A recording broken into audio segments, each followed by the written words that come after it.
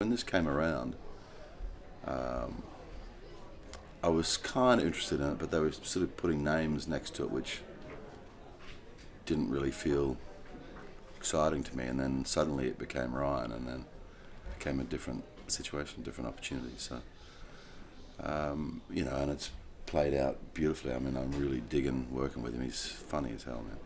And,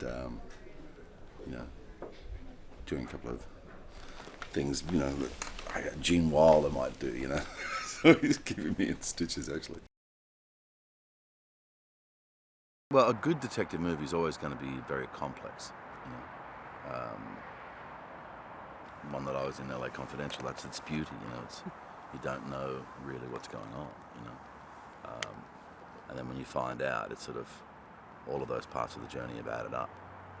And this has that same thing, in that it's very complex and very detailed, but ultimately, you earn the right to get to the end of the story.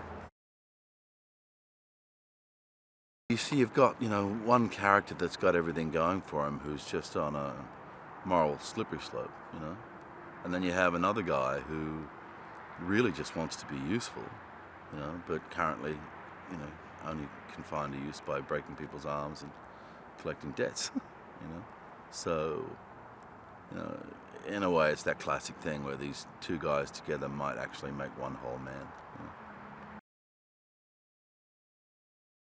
Both characters are played with a deep sense of sincerity, even though he's morally slippery and I'm looking to be useful or whatever.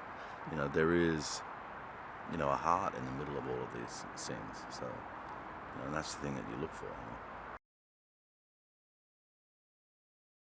And it's that thing of being able to sort of just jump off the cliff and know that he's jumped off at the same time, and off we go.